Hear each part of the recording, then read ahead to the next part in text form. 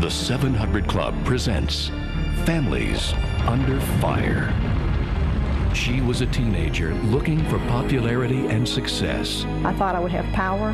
I thought I would have control of my life. I thought I would be able to control circumstances and the events of my life, and I thought it would be worth it. So she began praying to the devil. I said, Satan, possess me. I unleashed satanic powers that I couldn't control.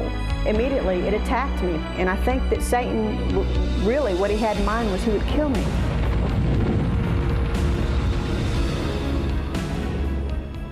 Ouija boards, tarot cards, astral projection, levitation, seances, all these things are going on with your teenagers.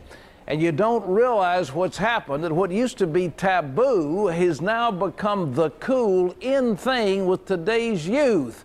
And it's sending America's families into the flames. Just watch. I laid myself down on the floor and I said, Satan, possess me. And immediately, this paralyzing power it hit me, and I couldn't move. And I was wide awake, and my eyes were forced shut. And when my eyes were shut, I was in another realm. The power was so strong, I couldn't control it. I couldn't get back to the living room. I found myself laying flat on my back on an altar. It was made of stone, and all around me was a thick blue fog. And I could look down towards my feet, and there was a being standing there. And it was probably a demonic being, probably the spirit that had tried to possess me all those years. It was snarling and sarcastic and laughing. And it was just so evil that every feature, the eyes, the nose, the mouth were just twisted. It had claws, and immediately it attacked me. And I think that Satan, really what he had in mind was he would kill me. Gail Nonemaker's horrific journey into the occult began when she was a teenager. Despite constant attempts, she never seemed to fit in with her peers, a problem that sends teenagers up in flames every day. She was angry and frustrated. Determined to find a solution, she headed to a local bookstore in search of a book that promised popularity and prosperity. She found one that seemed perfect. I was excited and hopeful, and I thought, I can change my life with this book. What Gail had found was a cleverly disguised book on witchcraft designed to entice vulnerable teens. How did an innocent desire to overcome teenage awkwardness lead to such a horrifying scenario? The problem is frightfully more common than you think.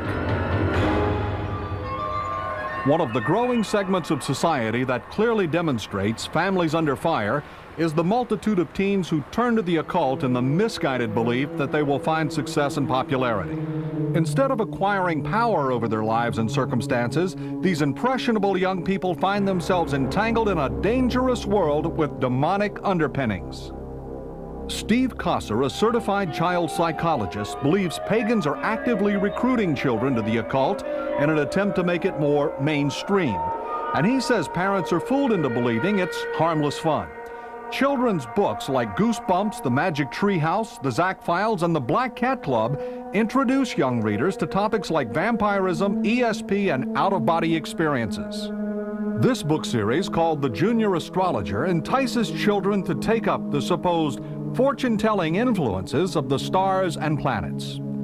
In television and movies, witchcraft and casting spells look like innocent entertainment to impressionable young viewers.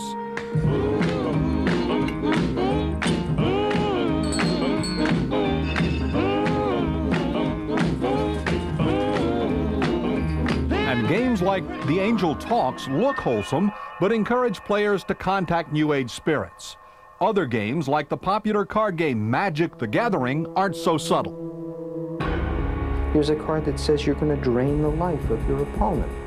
And here's a card specifically called Demonic Consultation. This is a pentagram in the back, which is a symbol for Satan.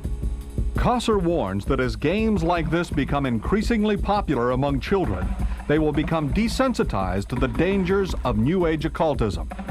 Dramatic examples include the case of 3 Arkansas teenagers whose seduction into the underworld of a satanic cult led to the grisly murders of 3 second graders. Innocents whose bodies were found dumped in a drainage ditch less than a mile from their homes. And a Florida couple was bludgeoned to death by 5 teens who were members of a self-described vampire cult. The teens said they drank their own blood and read books on how to conjure demons as part of their rituals. Additionally, the mass killing spree by a Mississippi teen who pulled a rifle from his coat and opened fire on his classmates has been linked to cult activity. For all these teens, what began as innocent dabbling in the occult ended in death and darkness. How many young people?